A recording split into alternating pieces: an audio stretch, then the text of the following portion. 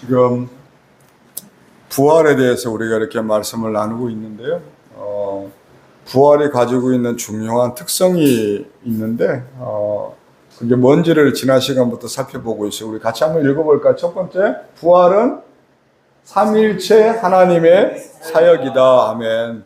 예수를 믿는 성도들의 부활은 삼일체 하나님께서 함께 하시고 소통하시고 교통하시고 요즘 표현으로는 뭐 융화된다고 그래요. 그렇게 삼일체 하나님이 하나로 역사하실 때에 성도의 부활이 완전하게 이루어진다. 그렇게 말씀을 드릴 수가 있어요. 그 다음에 두 번째는 그리스도의 부활이 시작.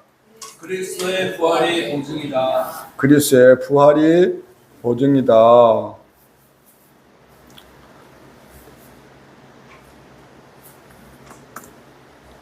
그리스도의 부활이 보증이라는 것은 예수님께서 직접 부활을 보여주심으로써 예수를 믿는 모든 성도들의 부활도 실제로 일어나는 것이라는 것을 그래서 예수께서 그것을 보여주시기 위해서 당신이 스스로 몸의 부활을 이루신 것이라고 제가 말씀을 드려드렸어요. 그리고 이제 오늘부터 이제 세 번째 부활의 특성부터 쭉 나눌 건데, 세 번째는 뭐라고 그랬죠? 육체적, 가견적이라는 건 직접 눈으로 볼 수 있는 부활을 말하는 거예요. 그 다음에 네 번째는 옛 육체의 신령한 부활이다. 옛 육체의, 그러니까 육체가 부활되는데 어떤 의미를 지닌 부활을 말하는 거. 다섯 번째는 전 인류의 예외 없는 부활이다. 그러니까 부활은 믿는 자만 부활이 이루어지는 게 아니라 믿었던 믿지 않았던 이 세상에 태어난 모든 인간에게는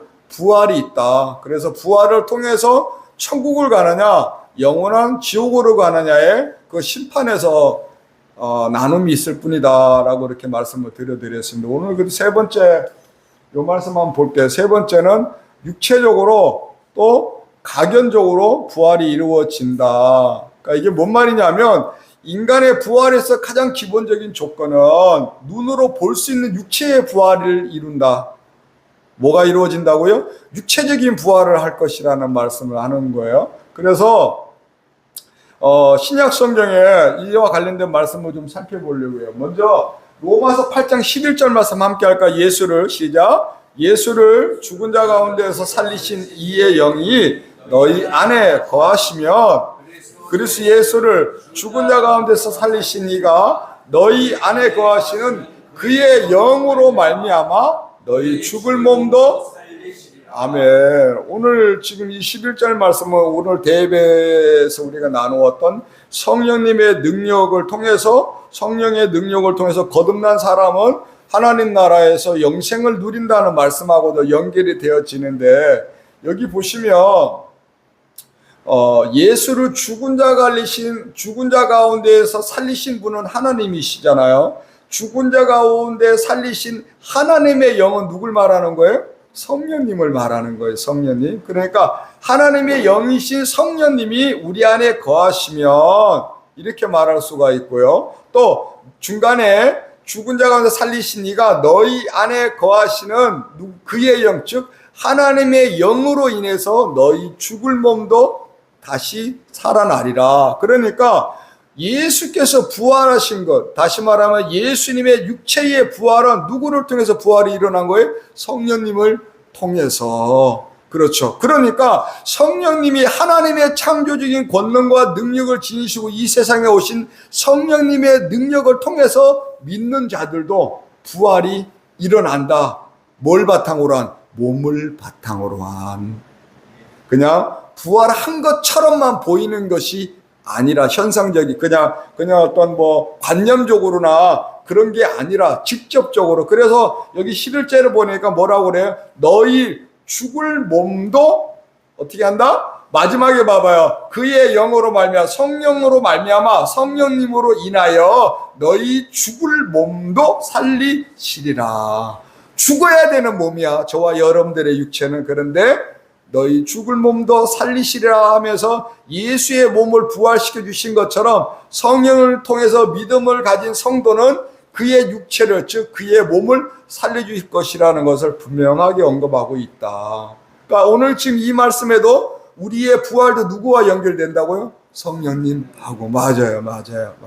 여러분, 그래서 아까 대회 때도 말씀드린 것처럼 성령님의 일하심이 이렇게 우리 신앙생활 곳곳에, 즉 우리가 예수를 믿는 시작부터 우리 삶이 끝나고 하나님의 천국 가기 위한 부활의 과정 가운데도 우리와 아주 밀접한 연관성이 있다는 걸 우리가 잘 아셔야 되는 것이죠. 그 다음에 부활을 위한 조건은 딱 하나예요. 성령께서 누구 안에 있을 때 우리 안에 계시게끔 해야 되는 것이죠. 성령님과 교제하고 그분과 더불어서 예수님이 만들어 오신 그 믿음의 길을 제대로 가야지만 부활이 일어나는 거예요. 그리고 다음 말씀 하나 볼까요? 빌립보서 3장 20절 21절 함께 합니다. 그러나 우리의 시민권은 하늘에 있는지라 거기로부터 구원하는 자 곧 주 예수 그리스도를 기다리노니 그는 만물을 자기에게 복종하게 하실 수 있는 자의 역사로 우리의 낮은 몸을 자기 영광의 몸의 형체와 같이 변하게 하시리라. 아멘. 우리가 예수님을 주님으로 믿는 순간 저와 여러분들의 신분은 변화가 일어나는 거예요. 이 세상에 속한 사람이었는데 우리가 예수를 믿음으로 하나님 나라의 시민이 되어진 거예요. 그래서 시민권이 바뀌었다고 표현을 하는 거예요. 자, 그런데 바울이 우리에게 알려주는 이 부활의 말씀을 보면 성도들의 구원은 영혼만이 아니라는 거예요. 육체를 포함하고 있음을 분명히 언급을 해요. 자, 몸을 바탕으로 한 부활이라고 말할 수가 있어요. 21절에 뒤쪽으로 가봐요. 하실 수 있는 자의 역사로 그 다음에 우리의 낮은 몸을 자기의 영광의 몸의 형체와 같이 변하게 하시리라. 예수님의 그러셨던 것처럼 예수께서 보증으로 증거로 보여주셨던 것처럼 예수님의 그 영광스러운 몸의 형체처럼 누구도 우리 믿는 성도들도 그렇게 변화되어질 것이다. 그래서 그것을 사도 바울이 깨닫고 뭐라고 표현하냐면 고린도전서 6장 말씀에도 우리는 성령께서 거하시는 성령의 전이다. 또 우리는 예수님과 연결되어지는 그리스도의 지체들이다. 몸의 일부분이다. 그렇게도 표현을 해요. 또 우리는 예수님과 지체들이기 때문에 예수님과 계속 하나 해야 된다. 누구를 통해서? 성령님을 통해서 그렇게 말을 해요. 자, 그런데 여기서 이제 하나 여러분께 말씀드리고 싶은 게 있어요. 여러분 만약에 이거 좀 걸쭉지근한데 저기 이경원 집사님 만약에 지금 현재 살고 있는 남편을 바꿀 수 있다면 바꾸시겠어요?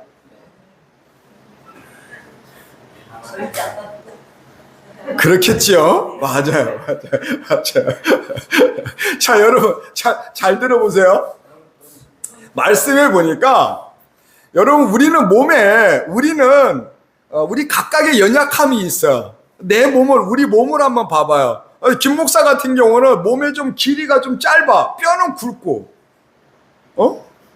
그러니까 일복이 세상 어른들 표현으로 일복이 많아. 참 남의 일 같지는 않아. 네네네. 그런데 제가 예를 들어서 제 몸에 좀 손가락이 짱뚱만하고 보기 거시기해서 야, 너는 좀 어떻게 너만이라도 내가 좀 길쭉한 놈으로 바꿔야 되겠지 싶어. 얘가 쓸모없어 보인다고 바꿀 수 있어요, 없어요? 없는 거예요.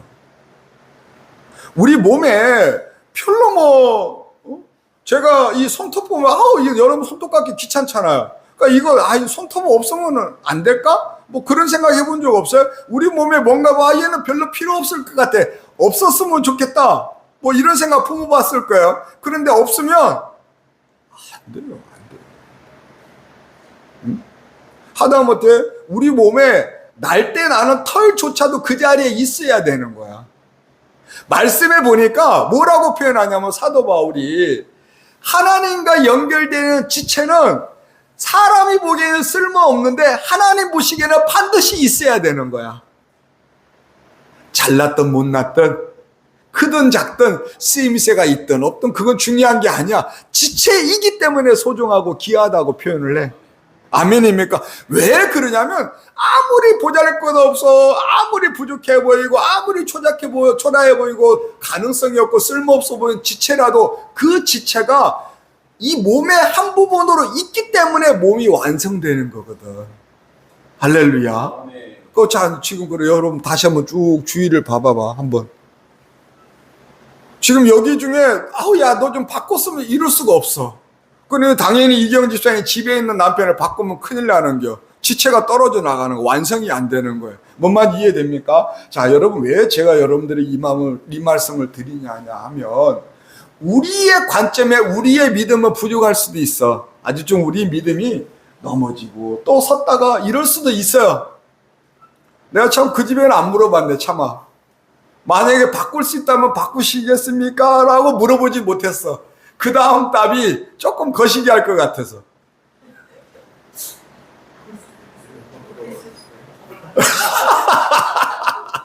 자, 오늘 우리 김기영 집사님, 혹시, 지체를, 옆에 있는 지체를 바꿀 수 있으면 바꾸시겠습니까? 대답 잘 하셔야 돼. 그쵸? 안 바꾸지. 할렐루야. 여러분, 우리의 관점에서는 우리의 믿음이 부족하거나 몸된 교회의 지체로서의 역할이 부족하다고 볼지어라도 하나님이 우리의 보실 때는 그게 아닌 거예요. 하나님은 우리 한 사람 한 사람이 그 자리에 있어야 돼. 넘어져도 상관없어. 연약해도 상관없어. 쓰임새가 없어 보이도 상관없는 거야. 하나님의 관. 왜? 하나님은 천하보다 귀한 영혼이 그 한 사람이기 때문이에요. 아멘입니까? 왜냐하면 그 아무리 보잘것없고 쓰임새 없는 사람일지라도 그 사람 때문에 누구를 줬어? 아들 예수를 준 거야. 아들 예수께서 왜 십자가에서 기꺼이 죽었어? 그 한 사람 부활시켜 주시려고 당연히 신이 죽은 거예요. 제가 지난 시간에 예를 들어 이런 식으로 말씀드렸잖아요. 만약에 저와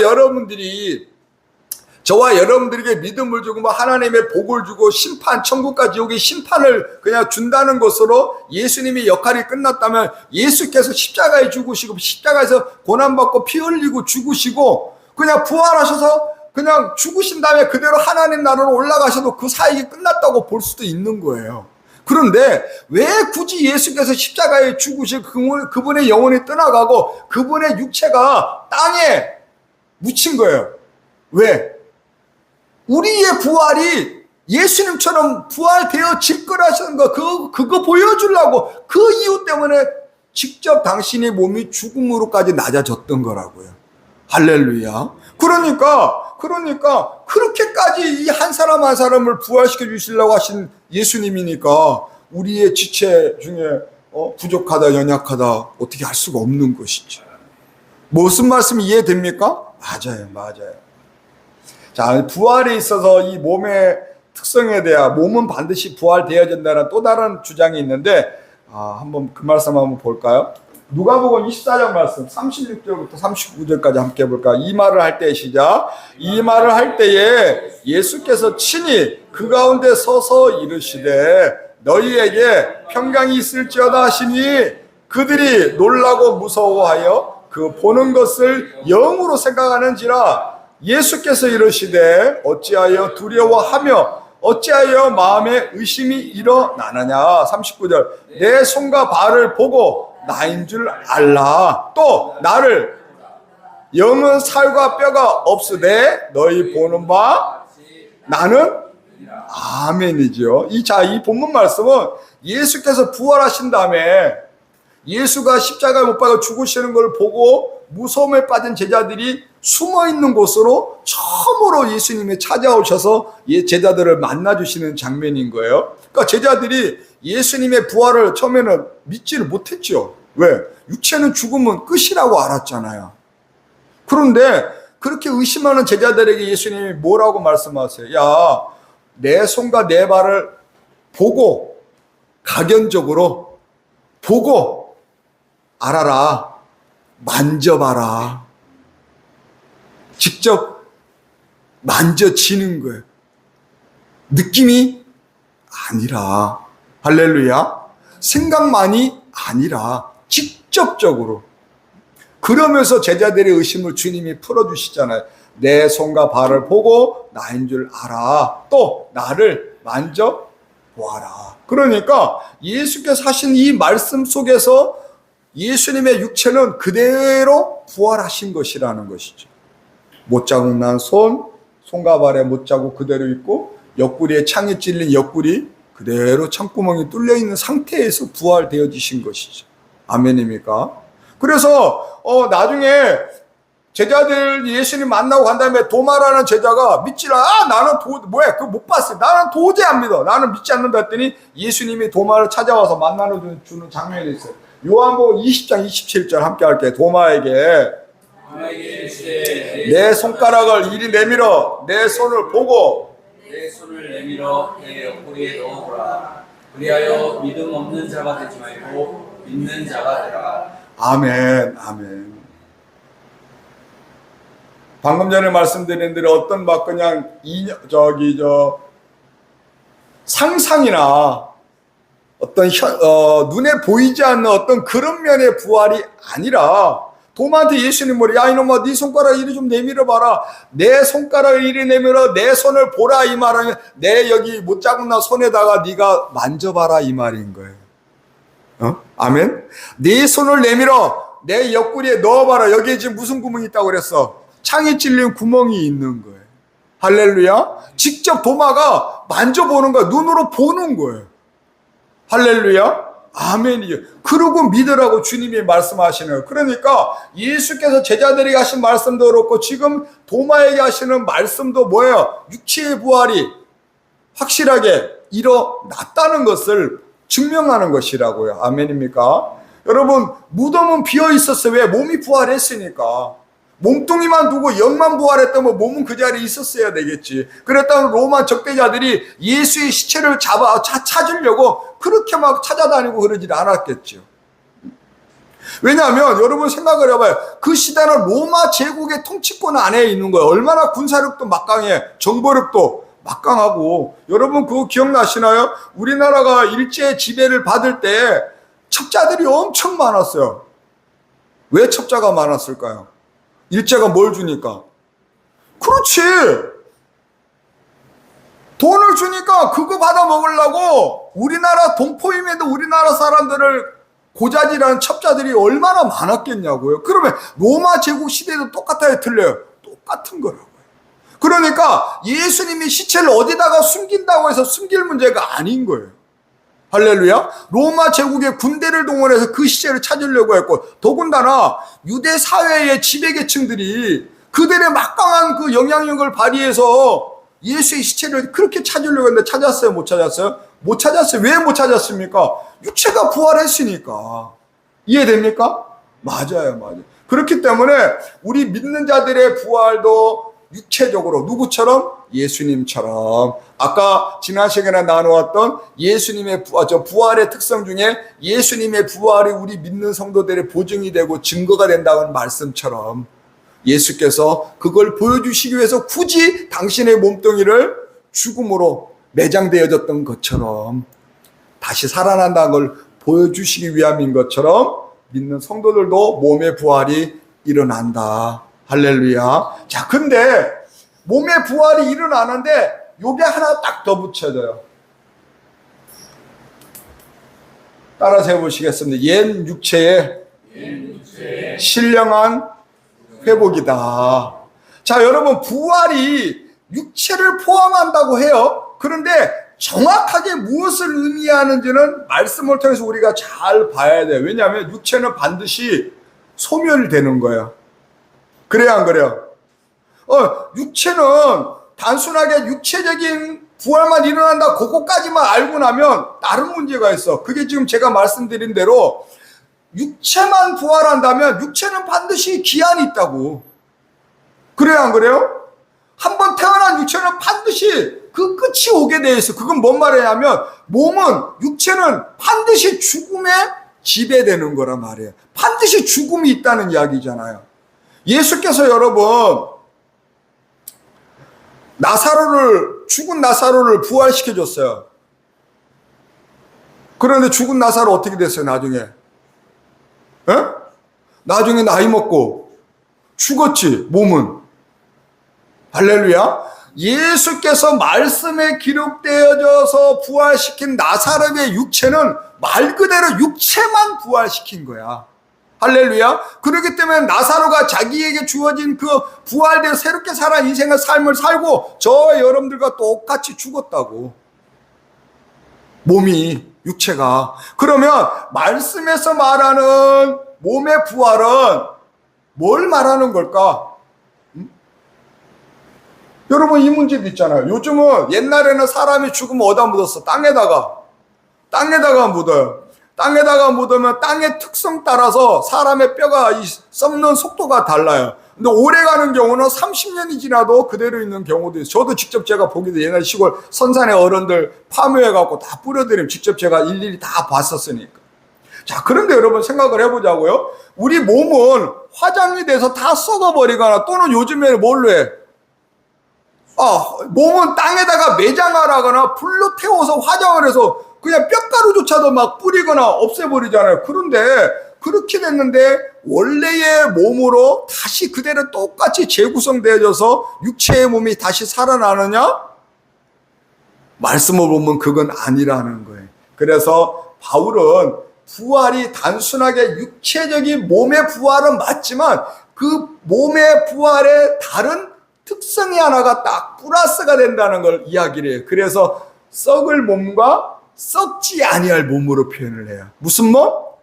썩을 몸과 썩지 아니할 몸. 고린도서 15장 말씀 한번 볼게요. 42절 44절 함께 합니다. 죽은 자의 부활도 썩을 것으로 심고 썩지 아니할 것으로 다시 살아나며 43절 욕된 것으로 심고 영광스러운 것으로 다시 살아나며 약한 것으로 심고 강한 것으로 다시 살아나며 육체의 몸으로 심고 신령한 몸으로 다시 살아나니 육의 몸이 있은즉 영의 몸도. 아멘. 자, 여러분, 성경에서 믿는 성도의 육체의 부활, 몸의 부활에 대해서 가장 적절하게 표현되어 있는 말씀이 바로 이 고린도전서 15장에서 방금 읽은 이 본문 말씀이에요. 자, 봅니다. 우리가 부활해서 가지게 될 몸은 분명히 몸이 있어야 돼. 그런데 부활의 과정 안에 이 몸에 새로운 변화가 일어났어요. 반드시 이 몸은 있어야 돼. 그런데 몸의 성질이 바뀌어요. 자, 봅시다. 뭘로 바뀌는지. 42절에 자, 죽은 자의 부활도 그와 같으니 한 다음에 썩을 것으로 심고 뭘로? 썩지 아니할 것으로. 그러니까 육체는 썩어야 되는 게 정상이야. 그런데 부활할 때는 이 썩을 몸이 썩지 아니할 몸으로 몸 안에서 변화가 일어나는 거예요. 그 몸 안에 더 이상 죽음의 지배를 받지 않게 된다는 말을 하는 거예요. 뭔 말 이해됩니까? 썩지 않을 몸. 그 다음에 44절에 보니까 앞에 육의 몸으로 심고 어떤 몸으로? 신령한 몸으로 다시 살아난대. 그러니까 이 육의 몸은 부활이 되어지는데 육의 몸을 부활로의 재료로 내어놓은과 동시에 이 육의 몸이 부활할 때는 무슨 몸으로? 신령한 몸으로 변화가 일어나는 거예요. 그래서 이 신령한 몸을 영의 몸이라고도 해요. 무슨 몸? 영의 몸, 영의 몸. 자, 다시 한번 봅시다. 그러면 이제 여기에서 말하는 썩을 몸과 새로운 몸, 썩지 않을 몸을 한번 봐봐요. 42절에서는 일단 우리 육의 부활은, 몸의 부활은 썩지 아니할 몸으로 부활이 돼. 그 다음에 43절에 보니까 욕된 것이 육체인데, 그 다음에 무슨 것으로? 영광스러운 몸으로 부활한, 영광스러운 몸으로. 그 다음에 뒤로 가서 약한 몸이었는데 무슨 몸으로? 강한 몸으로. 그 다음에 44절에 육체의 몸이었는데 부활하면서 신령한 몸으로 살아나는 거예요. 그리고 이 몸이 결국은 영의 몸인 거예요. 이해됩니까? 맞아요. 그래서 사도 바울은 이것을 영적인 몸, 신령한 몸이라고 표현을 해요. 이 변화된 몸에 대해서 한 번 더 볼게요. 15장 52절 53절 함께합니다. 나팔소리 시작. 나팔소리가 나매 죽은 자들이 썩지 아니할 것으로 다시 살아나고 우리도 변화되리라. 이 썩을 것이 반드시 썩지 아니할 것을 잊겠고 이 죽을 것이 죽지 아니함을 입으리로다. 아멘. 부활은 믿는 자나 믿지 않는 자나 모두가 부활이 되어지는데, 자, 분명한 것은 뭐냐면 시간과 공간을 초월해야 되는 거예요. 왜냐하면 우리가 예수께서 재림하시기 전에 이미 죽었을지라도 죽음과 동시에 우리의 이 몸은 땅으로 소멸되어지지만, 그러나 하나님은 창조의 하나님이시니까 언제든지 이 몸을 바탕으로 부활을 이루어 주실 수 있는가 분이 이미 아무것도 없는 무에서 인간을 창조하셨기 때문에. 할렐루야. 자, 여러분, 제가 여러분 질문 드려볼게요. 아무것도 없어. 어떤 형태로 인간을 만들어야 될지, 인간의 오장육부를 인간의 장기를 몇 개를 넣어야 될지, 모양을 어떻게 해야 될지, 이런 거 아무것도 없는 상태에서 흙을 소재로 아무 재료도 없고 뭐가 가장 이 인간에게 가장 최적의 재료인지도 몰라 만들 때, 그런데 그때 인간을 창조해서 흙을 만들고 하나님의 영상 따라 인간이죠. 자, 여러분, 그게 쉬울까요? 아니, 이미 한번 창조된 인간의 원형은 그대로 있는데 요거를 새로운 몸으로 새롭게 창조하는 게 쉬울까요? 어떤 게 더 쉬울 것 같아요? 그렇죠. 두 번째가 더 쉽지, 당연히. 이해됩니까? 그러니까 우리 몸이 화장이 되든 매장이 되든 어떤 형태로 없어, 이건 상관이 없는 거야. 왜? 하나님이 같이 이건 깜도 아니야. 아무것도 없는 상태에서도 만들어내는 하나님이신데, 우리가 예수를 믿은 다음에 우리가 죽어 예수님 오시기 전에, 그러면 예수께서 최후의 심판을 하셔야 비로소 완전한 천국에 완전한 지옥에 가는 거라면, 그 전에 우리가 들어가는 곳이 성경 말씀에 보니까 믿었던 자들은 낙원에 들어가고 믿지 않는 자들은 음부에 들어간다고 분명히 말씀 이야기를. 그러니까 거기서 지금 기다리고 있는 거야. 천국 같은 기쁨을 누리고 지옥 같은 고통을 느끼면서. 할렐루야. 그러다가 예수께서 재림하실 때 모든 자들이 썩지 않을 몸으로 다시 살아나는 거야. 믿는 자들도 믿지 않는 자들도. 그래서 지옥에서도 영원히 산다고 표현하는 것이고 천국에서도 영원히 산다고 표현하는 것이에요. 이해됩니까? 그래서 자, 생각을 해봐요. 하나님 나라 천국의 그 영적인 영역으로 들어가기 위해서는 이 육체만 갖고는 갈 수가 없다고. 하다못해 여러분, 우리가 영화를 보면 우주를 가려고 해도, 여러분 영화 좋아하면 우리가 왜 우주선 타고 우주선 조종하는 우주물을 갈 때만 해도 그거 가기 위해서 엄청난 훈련을 받고 장비를 챙기고 또 뭐 더 입어?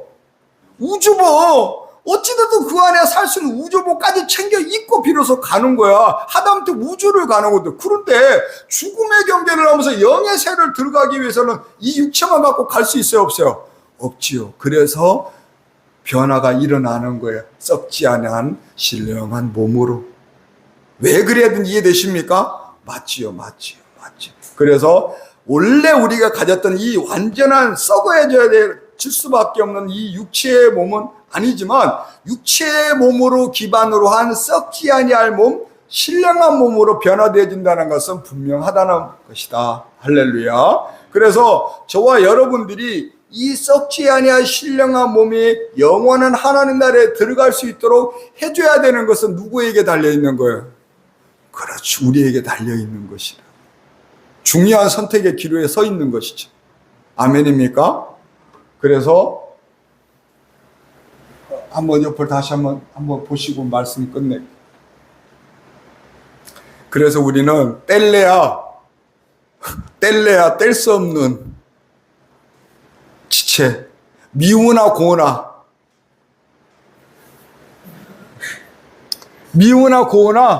할렐루야. 아멘입니까? 저기 김경 집사님, 미우나 고우나 뗄래야 뗄 수 없는, 김 집사님께 말씀드린 게 아니라 정 집사님, 미우나 고우나 뗄래야 뗄 수 없는. 할렐루야. 축복합니다. 아멘입니까? 그래서 우리 몸의 부활에 대해 부활 속에 담긴 이 중요한 의미들을 우리가 자꾸 이렇게 묵상하면서, 내가 살아가는 이 삶이 단순한 삶이 아니구나 하는 걸 우리가 깨달았으면 좋겠어요. 그래서 이 몸을 통해서 영의 몸으로 변화되기 위한 우리의 믿음의 노력이 필요하다. 축복합니다. 오늘 여기까지 합니다. 기도하겠습니다.